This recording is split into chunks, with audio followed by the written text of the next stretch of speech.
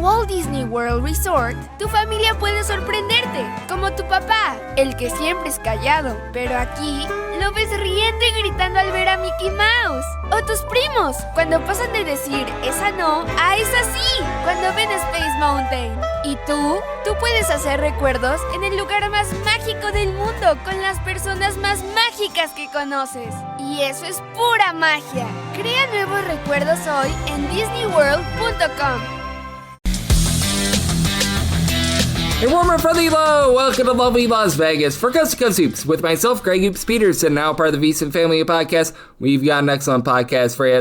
We're going to be joined in segment number 2 by a good friend of ours, Robbie Lastella, who's doing such great work over at Bracketeer.org, looking at this amazing game that we all know and love of college basketball. We're going to talk with him about what we all saw in terms of the NBA draft decisions over the last week or so, the unfortunate situation that we have ourselves now 76 teams in the NCAA Tournament instead of 68, and whether or not that might actually be able to help out mid-major teams. He's going to mention a way in which it might be able to help them be able to get more bids into the NCAA Tournament, and we're going to be chatting about that. We're also going to be looking at some of these teams that have not necessarily had the world's greatest off seasons and what might be ahead for them moving forward. I'll address that here in segment number 1 as well, and then in the final segment, I'm going to get you guys a recap of the news and notes that we saw in college basketball over the last 24 hours. If you do have a question, comment, segment idea, what have you for this podcast, you have one or two ways we'll fire those in. First one is my Twitter/X timeline at GUnit_81. Keep in mind, letters they mean does not matter, so as per usual, please do send these into the timeline. Other ways, find an Apple Podcast review.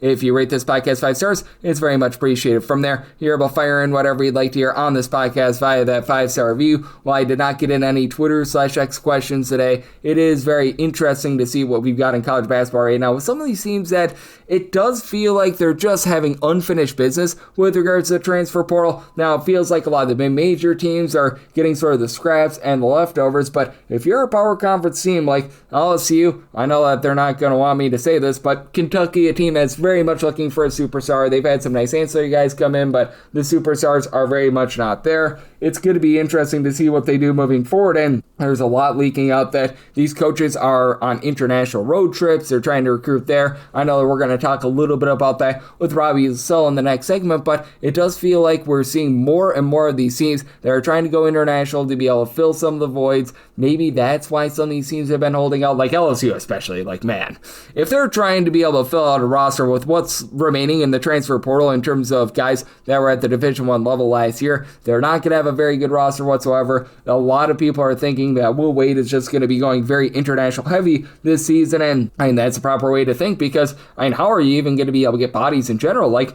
at this point, they might need to sign Greg Peterson, and even though I didn't use up a full 4 years of eligibility in terms of college bowling, I don't think that they're looking for Greg Petersons in general there. I know that there is probably some speculation in terms of some of these guys getting a 5th year. These guys are out of eligibility. I know that the NCAA is trying to push against it, but obviously there's going to be a lot of lawsuits coming because of the 5-and-5 rule that is gaining some traction as well. So lots of question marks for these teams that have not signed a lot of guys here in the offseason. We're going to be addressing those, and we're going to be looking at what we've all got in general over the last week or so with our good friend Robbie Lastella on the flip side right here on Coast to Coast Hoops with myself, Greg Hoops Peterson, now a part of the VSiN family of podcasts.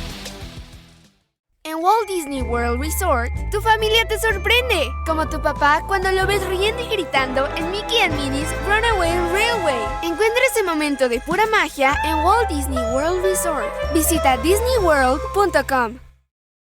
Side edge this college basketball season? Well, VSiN experts use CBB Analytics, the most comprehensive college basketball analytics platform in the world. See injury impact, on and off data, clutch time performance metrics, first versus second half splits, and so much more. Utilize the promo code of VSiN, that is VSIN, to get $30 off and find your betting edge over at CBBAnalytics.com. That is CBBAnalytics, all one word.com. For anyone that is new to VSiN, well, I wish you a friendly hello. This is an attention to anyone that is new to VSiN because you're able to get some free stuff with our daily newsletter. It's a great way to catch up on everything that's happening in the sports betting world. It's delivered straight to your inbox every single morning. VSiN's newsletter offers picks, data, strategies for the day's betting menu, and so much more. Sign up for free today over at VSiN.com/newsletter. That's VSIN.com/newsletter, and start receiving your free newsletter tomorrow morning. That is vsin.com/newsletter. Stay ahead of the game and bet smarter with VSiN.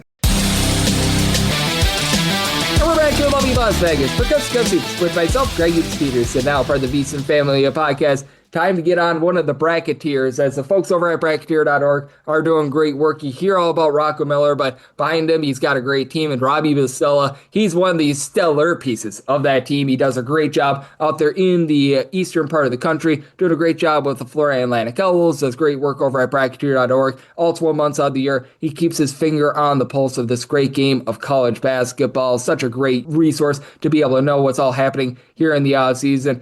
If you're looking to follow him on the old Twitter/X, that is the letter R, his last name, Lastella, Lastlla, and then the word report all together. And Robbie, great to get you aboard. Thank you. Oh, Greg, thanks for having me. It's a crazy time in the world we call college basketball, but it's still fun. I'm not going to let the news we'll talk about a little later on with expansion, I'm sure, be too negative. It's not great, but I'm sure we'll have a fun NCAA tournament in about a year's time still.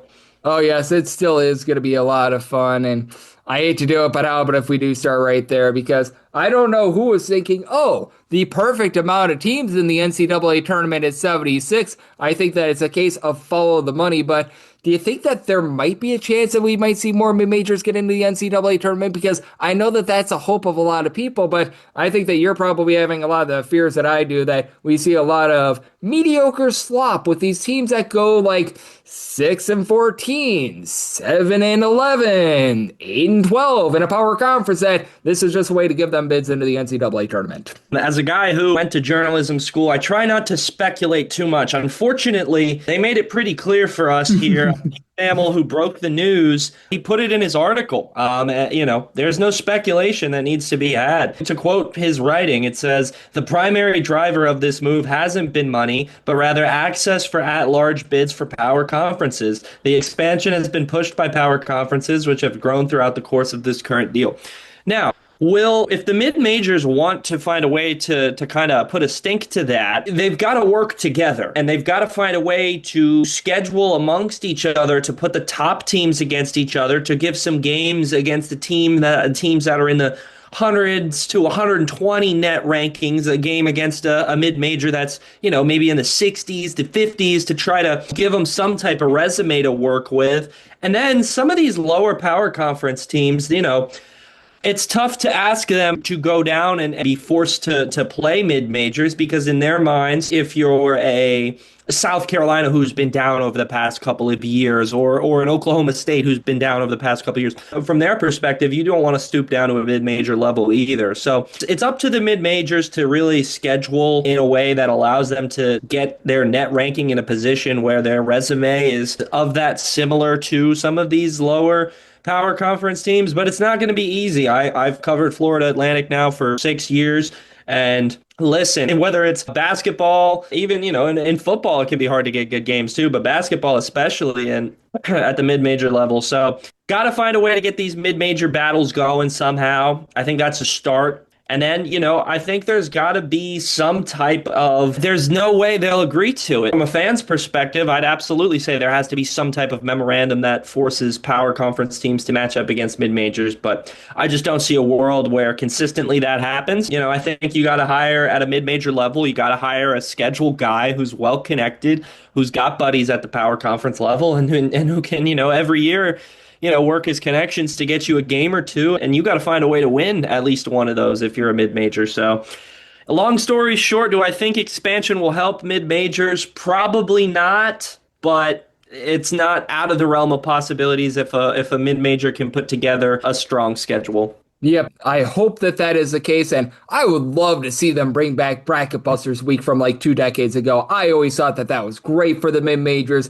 The networks, I think that they actually did some pretty good numbers with that as well, so I don't think that there would be a shortage of people that would want to be seeing that, so hopefully we get something like that on the books. As Robbie Lastella, who does great work over at bracketeer.org, joining me right here on Coast to Coast Hoops, and that's the sad of it. How about if we think a little bit happier here, and the fact that we've got a lot of talent returning to into college basketball this year. 71 players declare for the NBA draft among underclassmen. That is the lowest that it's been since 2003. And just how do you take a look at the landscape of the sport? Because it feels like a lot of the top 10 teams from a season ago, they did a great job in terms of retaining their guys, with Florida bringing back so many guys. I know that Solo Ball is unfortunately going to be out for the season due to an injury, but UConn did a great job there. Duke has done a nice job as well. And I think a lot of the top 10 teams that we saw last year are going to be right back there because they've done such a great job in terms of being able to maintain the talent from a season ago. Yeah, absolutely. You mentioned two teams that really jump out to me in terms of UConn and Florida, but also Arizona as well. Montesius Krivas returning for them is absolutely massive. It gives Tommy Lloyd something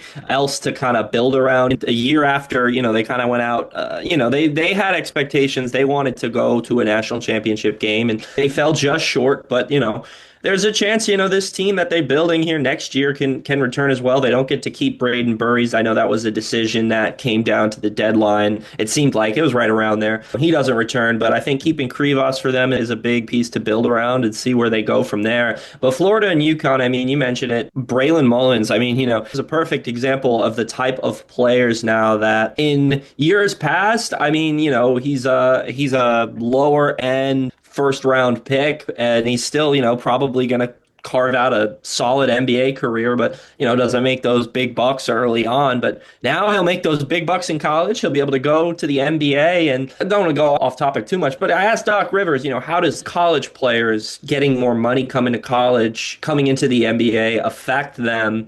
And, he believed, in his opinion, it definitely wasn't a positive thing. I'm not around it. I can't say I'm more opinionated than Doc Rivers, but I got to imagine that there's some players who, when they get this money in college, it's some type of takes the stress off. So when they go to the NBA in that first year, they can kind of maybe, be a little bit more calm, cool, and collected, knowing, they don't have to earn a ton of money right away. But I did go off track a little bit. Going back to Florida, you mentioned, them as well. Tommy Hogg and Alex Condon coming back. In bigs in college basketball nowadays, Greg, it's tough to go ahead and just pluck them out of nowhere. You see bigs who played 10 games at one school get, almost million, probably $2 million at some point, just because they have the 7'1" tag, and they may not have any type of athleticism at all. But Alex Condon and Tommy Hogg, those are two guys who don't have that issue. I think I think Florida next year, if they can kind of figure out some of the guard issues that, then they're not going to have Xavier Lee, but, some of those guard issues early on that led to some early season bumps in the road for them. I think if they can gel a little bit earlier and, kind of get going, it seemed like they, struggled a little bit out of the gates. They still ended up getting into gear and had a tough loss and faced a good Iowa team, but I like Florida's odds to bounce back here this year, and those two bigs will be a big part of it if they can get some solid guard play as well. But retainment is big. Michigan's going to have some work to do. They didn't get a bounce back from Ademar or Morez Johnson, but I think Michigan will be able to retool. But it will be interesting to see if they're as potent as they were this year, because last year they didn't have as much retainment, but they were still able to come out of the gates 2 years in a row. If they can make that continuity out of the gates, that's something special you don't see very often. We'll see, but retainment is just as important as important portal additions, as we talked about before, Greg.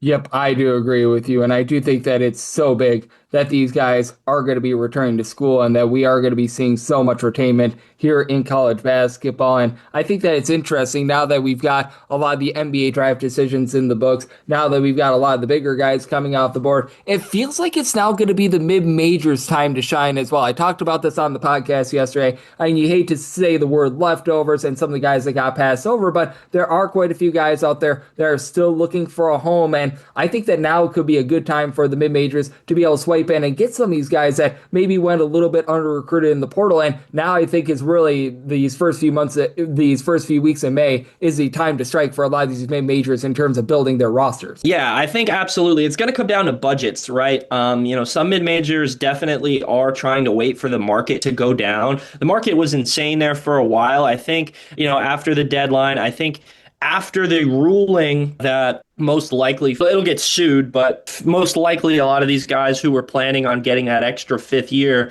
most likely won't get it unless, they sue and the courts decide that they will, then they will get it. But at this moment, it doesn't look like they will. So that may cause, some of these teams who potentially were waiting on that. You look at a team like LSU, I think they have like one or two players right now, but, I think that'll force them to go out and spend some money. And then after, I'd say about a week from now, I think we'll start to see a lot of mid-majors start to fill out their roster. Those who waited will be able to get some top tier talent. I look at Florida Atlantic, they've landed a pair of 7-footers and, both of them are developmental pieces. They went and got Fawaz Ifeola from Colorado, and then they went and got Kieran Mullen, a 7-footer from Pittsburgh. Both 7-footers, both who played sparingly last year in their respective freshman years. But those are the type of guys, right, that can go to mid-major levels. And if mid-majors have money to pay them, unfortunately, not every mid-major is going to have money to pay 2 7-footers, even if they are developmental. That's expensive. FAU's in a position where they are, and those are the type of players that can go to a mid-major level, get consistent playing time, and, you go to a school like, I don't want to keep bringing up Florida Atlantic, but they've put some bigs, look at Matas Voikatitis right now at Texas, Baba Miller last year at Cincinnati. Players see that. They see they can get money at these mid-majors. They can develop, and then they can go back to the power conference level and get money. So, this is definitely a time for mid-majors to shine. They're not going to get, crazy super rosters like we're seeing with some of these teams who are spending money like Louisville, but I think this is definitely a chance for them. And if they can get to a point where they're scheduling with each other, I think we saw it. High Point was a team, and they're going to be a team this year with a lot of high major talent that needed a place to play, that if they go into a first round team against a high major team that's not 100% firing on all cylinders, they could find themselves in an upset situation. So situations like this are exactly why I'm not out on mid majors. There's still chance for Cinderella and good stuff like that. But it all starts now. Got to schedule strong, and you got to build a roster, and you got to do it at the right time to where you're not overspending. Yep, I do agree with you there, and it's going to be very key what we see in the next few weeks for a lot of those mid-majors, as Robbie Lastella does such great work over at Bracketeer.org, joining me on Coast to Coast Hoops, and we're doing this as we're entering into May. We've seen quite a few teams make some signings, but are there a few teams in particular that you have your eye on in terms of what they're going to be doing the next few weeks? Because I still feel like Kentucky probably needs a piece or two. I know that they've added some ancillary guys, but they still have not gotten that star player. I've been a little bit underwhelmed there. I think you'd agree with me here. What in the world is LSU doing? Like, they don't have a roster right now, so that's not great, to say the least. Are there just a few teams in particular that you're very curious to see what they do? Because it feels like they just have unfinished business here in the offseason. Yeah, I'm pretty interested to see what UNC's entire roster really shapes out to be. They did just lose a commit from Maxime Logie. He was not ruled academically ineligible, and that took out a big for them. He was not going to be a starter, but he was going to be probably a 15-minute per game guy off the bench. And we just saw today that Michael Malone was out in Spain doing some scouting, and Mark Pope was in Israel doing some scouting. So I think this is a point, Greg, where we'll see a lot of international guys start to get plucked over. We just saw Boomshi, I believe that's how you say that, get picked up as well by Duke, and I think that's a big to pair him up with Nagba as well. He can get a year to kind of develop. That was a big pickup for Duke, not to get off a side, but I definitely am interested to see North Carolina's roster shape out. LSU, I don't know. They fired Matt McMahon. I'm sure they want a lot of success right away. They did get Diabate, but, it just doesn't seem like this is going to be an LSU team that's going to get instant success in year one now. Don't doubt Willie Wade, but that's just not an ideal situation. They need bodies in general. Yeah, if you can pick up a basketball, you may be eligible to go play. For a while there, that almost held true for Kentucky, but they've started to fill out their roster. It's slowly starting to come together. They need a star. They need to go and get somebody from one of these European players. I'm not the European expert. There's some people out there who are excellent with that stuff, but there's got to be some guy who's just under the radar star. People assume he's only going to play in Europe. He's like 22, 23, so right on the border. That's the type of player Kentucky needs to like pluck out of nowhere, shape out their roster. But ducking down to the mid-major level, I don't know if I talked about this on here. I talked about it somewhere, but I'm interested to see how Memphis's roster shapes out. They just got a commit from Josh Holloway. He's a big Memphis guy. He had a year at Texas A&M this past year, played a little bit, but was down. Penny guy, they've got a lot of Memphis guys on that roster. This is a do or die year for Memphis and Penny Hardaway. They need bigs. They definitely need some height. I don't know if they're going to be able to get it. They messed up last year, let Dane Danger walk, and they didn't sue for another year of eligibility, and then that threw off last season. So I think they saw that they need a big, and I think they need to go out and get one. But that's the thing at the mid-major level is not easy. FSU is a team that's slowly starting to intrigue me in year two for Luke Locke. I want to see, how their roster entirely shapes out, but that's starting to be a team that intrigues me as well. I wouldn't be surprised to see the Seminoles make some noise out in the ACC this year. Yep, I'm right there with you. And Florida State did a really good job closing out the year as well. So it felt like they turned over a little bit of a new leaf. It just felt like they were taking too many threes to begin the season. They really locked it in, and it feels like Locks has been able to do a great job finding his bearings, and we always find our groove when you're aboard, Robbie. You're doing such an amazing job looking at this great sport of college basketball from so many different angles. Let the good people at home know it's all on tap for you, and how people can follow along on social media and other platforms. Oh, yeah, absolutely, Greg. Thank you. We'll have some off-season coverage starting to get going feature-wise once these rosters shape out. I'm not in the world of speculation, as I mentioned. Unfortunately, I'm not running the rumor mill, but once these rosters get shaped out, we'll have some off-season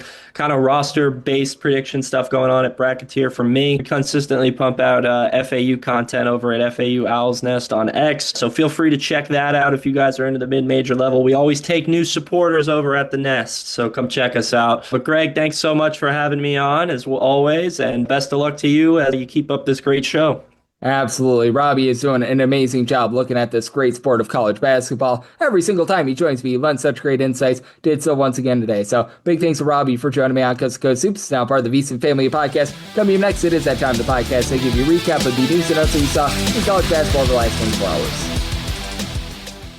En Walt Disney World Resort, tu familia puede sorprenderte, como tu papá, el que siempre es callado, pero aquí lo ves riendo y gritando al ver a Mickey Mouse. O tus primos, cuando pasan de decir esa no a esa sí, cuando ven Space Mountain. Y tú puedes hacer recuerdos en el lugar más mágico del mundo, con las personas más mágicas que conoces. Y eso es pura magia. Crea nuevos recuerdos hoy en disneyworld.com.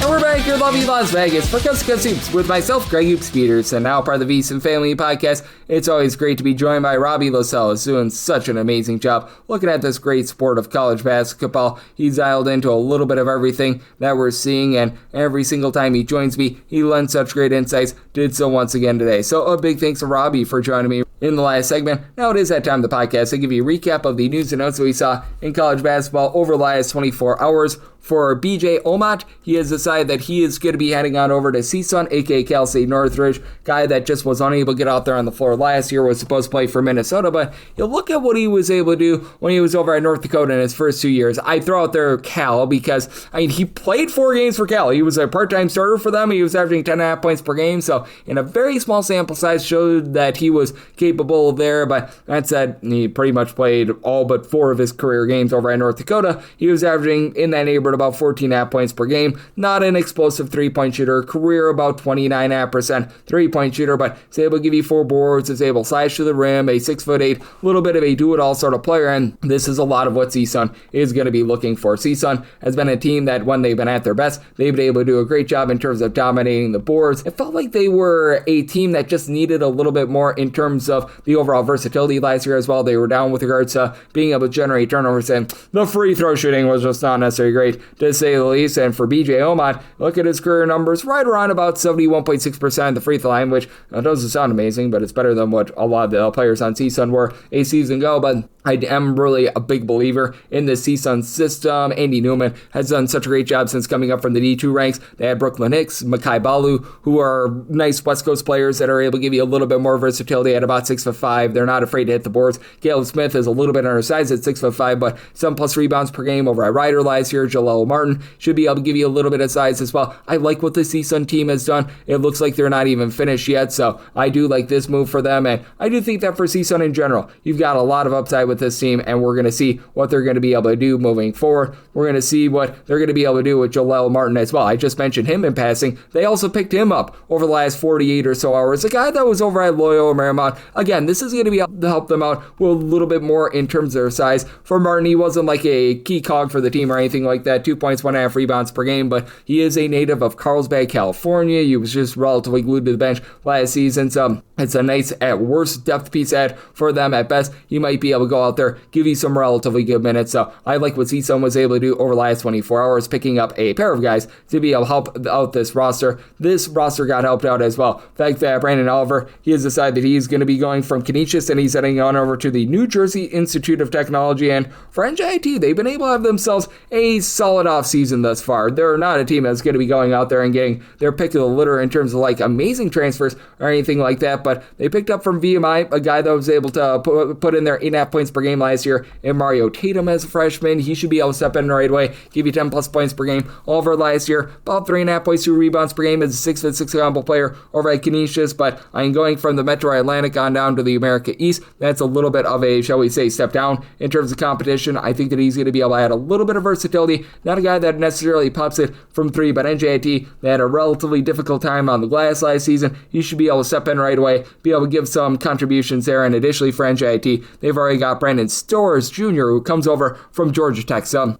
they've been able to do a nice job in terms of being able to put some pieces together, so I like what they're doing thus far this offseason. That's another good ad for them. This was a pretty solid ad as well. You've got Talik Weeks. He was over at Southern Miss. He has decided that he is going to be going on over to Memphis. I know that Tommy Lastella is very curious to see what Memphis is going to be doing, and I'm still not necessarily bullish on Memphis. I just don't think that Penny Hardaway is ever going to put it together as a coach. We've given him opportunity after opportunity, and he's failed us, and Memphis time and time again, they've always got a lot of transfers. Now, the pick that I really liked from last week was Jaden Reed, because Memphis has always had a tough time with turnovers. He was a part of a Northwestern team that was one of the best teams in terms of taking care of the ball in all of college basketball. Jerry Dang is a guy that's been banged up, but has upside at 6'8". Brandon Cummings, he's a guy that was coming around for Pittsburgh. Luke Almondover, even though he's not like an amazing three-point shooter, and if you look at the stats, 14 points per game, they're solid, but he's got a lot of athleticism. And then for Weeks last season over at Southern Miss, 19.5 points, 5.5 boards. Now he's not going to give you any sort of three-point shooting whatsoever. Shot less than 30% from three-pointers. As a matter of fact, less than 25% from three, but Riyard Varvers was a solid three-point shooter over at Washington State. And for Memphis, I look at the roster, I don't think that they're going to be some team that's necessarily going to be able to light you up from three or anything like that, but it does feel very complete. It feels like they're a better defensive team than they have been in the past, so I like these moves that they have been able to make this far, and I do think that Memphis, in comparison to last offseason, they've been able to have a much better one this offseason. For St. Thomas, the Tommies, they're going to be looking to make some waves, as I believe that they're going to be a part of that new United Conference. They might be heading on over to the WCC. They're switching conferences, though, I know that much, and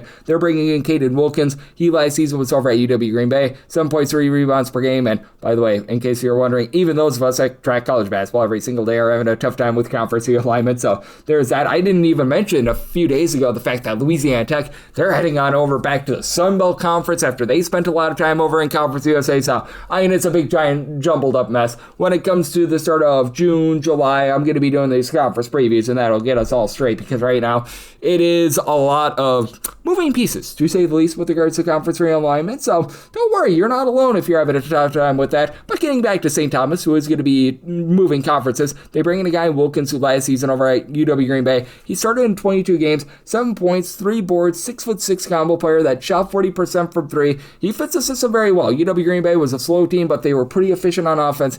Now, they weren't necessarily the world's greatest offensive team, and St. Thomas, they can be a little bit hit or miss on defense. Typically, they do a nice job in terms of generating turnovers. Not necessarily a team that's going to be batting down the hatches down low, but they had him. They also add in there Jeremy Lawrence, who he's a 6'8" guy that's going to be coming over from DePaul. Again, not a guy that was lighting the world on fire when he was over at DePaul, but was a solid player when he was over at Wofford to begin his career. A guy that's able to pop it from three, and also a native of the great state of Wisconsin. St. Thomas is out there in Minnesota. They like their Wisconsin guys. I feel like they got a pretty good ad here, so that's one that I think is going to be able to help them out as well. JJ Kelly, he was over at Ohio. He's decided that he's going to be going on over to UTSA. Meet me for the Road Runners, and for UTSA. I like Austin Clonch as a coach. I just don't know how this is going to come together. For Kelly last year, shot 33% from 3, 8.5 points, 4 rebounds per game at 6'6". So, I mean, he was a solid player at the MAC level, but UTSA just needed everything this offseason, and I've added a few guys thus far. You bring in Josiah Legree, who was about a 10-point per game scorer over at Morehead State. He'll be able to dole it out a little bit. KJ Tenner was able to help out Murray State a little bit, few assists. He was able to throw in there about 7 to 8 points per game. And then you've got Shea Irwin,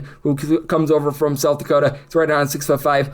Who's going to be controlling things down low for this team? You really don't have a lot of guys that generate turnovers. Clonch's system, when it was at its peak over at Nichols, was a system that generated a lot of turnovers. I just don't really see the vision here for UTSA, especially out there in a conference in the American that it's not quite like a power conference or anything like that, but there's really good competition. I just don't know how this stacks up. You've got Sheik Pearson. He was over at Marquette. He was a redshirt guy. He was a former top 200 recruit that just didn't see any minutes for them. He has decided that he's going to be going on over to St. Louis, and St. Louis, Saints Robbie Avila along Brady Dunlap, they're really running it back this season. They haven't had a lot of guys in the transfer portal or anything like that, but they had him. They got Elijah Strong earlier in the week. He was able to have some solid minutes over at South Carolina. And then they've got Alon Michael. He was at Colorado this past season. When he was at Colorado, 7 points per game, was able to give a little bit of versatility. Really like what this team is doing. For Pearson, he's got a bit of versatility in his game, but he's a native of the great state of Missouri. He's going to be able to help out a lot more with regards to that low post play. It was a team that was really good on the boards last season. So I like this move for them. And I do think that St. Louis, once again, going to be back towards the top of the Langton. I recognize that losing Avila is rough, but still, it was a wholes greater than the sum of its parts team that had a really good rotation in general. They've got a lot of depth with the amount of pieces that they bring back from a season ago, so really like what the St. Louis team is doing. And then I love what Missouri is doing this offseason. They bring in Kennard Davis. He was over at BYU this last season. He was averaging about 8.5 points per game in the Big 12, so clearly he's able to play at a power conference level. And you look at what he was able to do at a little bit of a lower level when he was over at Southern Illinois a few seasons ago during the 2024-25 season. 16 points per game, shot 36.5% from 3, threw in their 5 boards, 2.5 assists, a little bit over a steal per contest as a 6'6", do-it-all sort of player. For Missouri, they've got a few guys returning from a season ago. They've also done a really good job, in my opinion, in terms of being able to reload via the transfer portal. It was a team that was very much built around Mark Mitchell this last season, and now they're going to be a team that I think is going to be a little bit more complete as well. I think Dennis Gates got it through his skull that he needs to be a little bit stronger down low. They had in there Jalen Carey, who helps out the defense. He was also a 6'8", nice rebounder over at Tennessee. You're bringing in Jameer Jones, a combo player over at Providence. They've got one of the best recruiting classes in terms of their freshmen as well. Bryson Tiller, he's going to be all up, out, down low. Maybe it's not the same team in terms of three-point shooting that they were in the early days with Dennis Gates, but still, they've been able to do a tremendous job here in the offseason, being able to reload,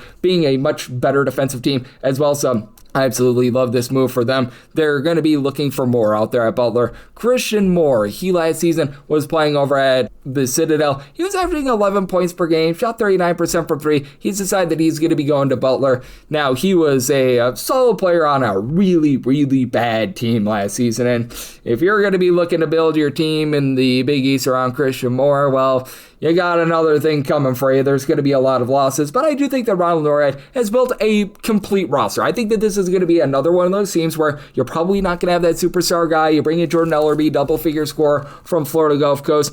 Trayson Anderson, he's a 6'10" do-it-all player that comes over from North Dakota State. Samias Calderon, he was not able to see minutes over at Kansas, but he was the guy that was over at Kansas. Eduardo Klafke was a solid three-point shooter over at Ole Miss, so I like the pieces that they've got. I think that they really need a guy to be able to bring it all together. I just don't know if Ellerby is really that main point guard or anything like that, but I do feel like the just overall pieces are relatively solid. We'll see what Ronald Norhead is looking to do in terms of the system. Is he going to be playing fast? Is he going to be playing slow? I think that that's a big question mark, but overall, they've got some nice starting spots here. That said, I do want to be seeing a little bit more in terms of just some of the firepower and who's all going to be truly running the offense, because I think that's the biggest unanswered question that we've got for the team as of right now. Steph Van Bussel. He was over at Duquesne last season. He has decided that he is going to be going on over to South Dakota. South Dakota was able to be pretty solid down low last year with Cameron Fens being a true 7-footer that was able to lock things down for them. Van Bussel was not necessarily seeing a lot of minutes over at Duquesne, also began his career over at St. Louis, but guy that comes over from the Netherlands. He was averaging about 2 rebounds per game. Not a guy that's going to pop it and lock it from 3, but for South Dakota, they need a big man that's able to run the system for them, because for South Dakota, they are one of the more up-tempo teams in all of college basketball. South Dakota has also been one of the lesser teams in terms of defense in all of college basketball. They were able to help that out with Fens this last season. Looks like he's going to be sort of the heir apparent for them down low. And for South Dakota, they've needed to just be able to get on the board in general with regards to transfers, because they don't have a ton coming in as of right now. For South Dakota, along with you've got Cade Kiterman, who's a point guard that was over at Iowa State, just didn't see a lot of minutes there. Did like the pickup of KJ Thomas, a little bit of a, shall we say, bench guy over at UTEP, and then Josh Townley Thomas is a guy that they're rolling the dice on. Didn't see a lot of minutes over at Crane, but at 6'8", he's got a nice skill set, good overall athleticism, so things are starting to come together for them. Is there question marks? Yes, but I think that they're taking some, shall we say, high upside gambles with regards to some of these guys. Over at Longwood, you had Kadari Barshu, who redshirted last year. He's a 6'10" big man. He has decided that he is going to be going to Davidson. This is a good ad for Davidson, a Davidson team that they are retaining some solid pieces from the season ago. As we know, Davidson, they didn't have a single guy that averaged over 5 rebounds per game this last season, so bringing in a guy with size, I think, is very big for them. And well, I don't think that he's got the versatility that you're used to for Davidson. They bring in Nick Janowski, who is a really nice double-figure scorer over at St. Thomas. Maybe he wasn't an amazing three-point shooter, but he was pretty solid there. Jackson Keith, he comes over from Butler as well. He is a guy that I think is going to do a nice job in terms of fitting this system. As Keith last season, he was able to give that team only about 2.5 points per game, but he was just very much buried on the bench, a native of North Carolina. So I do think that with Davidson, they've found guys that are able to fit the system. I think that they're looking at themselves in the mirror, that they need to be a little bit stronger down low. This feels like it's going to be a move that is going to be able to help out with that, so do like that move. And then you've got BJ Turn It Up Davis. He has decided that he is going to be going from SMU on over to Northern Kentucky. It's been a little bit slow going here for Northern Kentucky in the offseason, but I think that this is a really good ad for them. For Northern Kentucky, it was a team that was very good in terms of being able to generate turnovers last season. They were a team that as well was getting absolutely bombed from 3-point range, so they're going to need to work on that. It was an SMU program that last season had a little bit of issues there, but so you had in there Will Short, 6'8", a little bit of a do-it-all guy from Niagara that's able to give you some 3-point shooting. Eric Acker was a solid player over at LaSalle. I know that he was dealing with some injuries as well, but he's going to be able to run the point, because last year they did have a little bit of an absence at the point guard spot as well, because for the longest of time they had that just guy that you could rely upon in the backcourt in Sam Vincent. Maybe he wasn't the world's greatest scorer, but still you knew what you were going to be able to get out of him, and now they've been able to do a nice job in terms of being able to revamp that backcourt here in the offseason. And coming over from SMU, where he was just very much buried on the bench, a 6'6" guy that I think has some nice switchability. He was a guy that had a little bit of fanfare coming out of high school. He was over at Sierra Catholic out there in California. That's one of the better high schools out there. I do think that he's going to be able to blossom within this program, and I think that this is a good quality ad for Northern Kentucky. You've also got Ring Neary. He was at Northern Colorado last year. He has decided that he's going to be going to Wake Forest. It's been rough the last few seasons for Wake Forest. I just honestly have been expecting a little bit more out of Steve Forbes. I have respect for him as a coach, and he took a Wake Forest team that was very much in the dumps, and he got them out of the dumps, but they sort of are in no man's land right now. They're going to like the NIT. They're a team that's getting close to 20 wins, but they're not really breaking through. They made a few solid moves here in the offseason. KVR Kennedy, top scorer over at Merrimack. He's going to help out the offense and the defense at the same time. Vinny Chaudhary, he comes over from George Washington as a little bit of an upside guy, and Jamari McDowell was just unable to see minutes last year over at Kansas, but again, I really am failing to see the boom with this team. With Neary last year, he was averaging 8.5 points, 6.5 boards for Northern Colorado. Shot 35.5% from 3, but is he going to be able to take a stride forward out there in the ACC? I really don't think so. For Wake Forest, it feels like they're getting passed up by a lot of those teams like Syracuse, Boston College, that have made some nice moves out there in the ACC, and Just feels like this program is a little bit stagnant right now, so would like to see them make some bigger moves. We have not really been seeing them thus far, so you do have a few issues there. And then we did see Nick Dorn. He was over at Indiana last season. He has decided that he is going to be heading on over to Miami. He was a solid player over at Indiana last year. He wasn't necessarily lighting the world on fire, and the Indiana to Miami pipeline continues to work very well because last year, you may recall, you had Malik Renew head on over from Indiana to Miami, and he was great for them. And for Dorn, with his 8.5 points per game, shot 38% from three, spent the first 2 years of his career over at Elon, and his best year at Elon, shot 35% from three, was averaging about 15 points per game. He should at 6'7", be able to give this Miami team some good versatility. And I talk about a team out there in the ACC and Wake Forest where it's gone wrong for Miami. Obviously, they had that just tumultuous year 2 years ago where you had Jim Larranaga step down in the offseason, but they have very much gotten it right under Jay Lucas. They haven't added a ton of guys via the transfer portal, but you get Samtu Surreal, a nice shot blocker from Georgia. You've got Arcaden Lewis, a double-figure scorer from Villanova. Deshaun Good, he was very good, shooting nearly 50% for three over at Robert Morris. Really love what this team is doing, and loving the fact that we've got ourselves a lot to be looking at right now in college basketball. We're piecing things together to get you guys set for what will hopefully be the best college basketball season ever. And if you do like hearing from this fine podcast, Go Seeps, you're able to subscribe wherever your podcasts, Apple Podcasts, Google Play, Spotify, Stitcher, and TuneIn. If you have a question, comment, segment idea, what have you for this podcast, you do have one or two ways we offer those in. First one is my Twitter/X timeline at @GUnit_81. Keep in mind, largely the mean does not matter. So as per usual, please do send these into the timeline. And the other way is find an Apple Podcast review. If you rate this podcast 5 stars, it's very much appreciated. And then from there, you're able to fire in whatever you'd like to hear on this podcast via that 5-star review. Big thanks to Tommy Lastella, who does great work over at Bracketeer.org, for joining me in the last segment, coming at you guys every single day on this podcast here in the offseason, looking at all the notes that we're getting in college basketball once we get back in season, picks and analysis on every single game, every single day. So I'll be back with you once again tomorrow. Thank you. En Walt Disney World Resort, tu familia te sorprende, como tu papá cuando lo ves riendo y gritando en Mickey and Minnie's Runaway Railway. Encuentra ese momento de pura magia en Walt Disney World Resort. Visita disneyworld.com.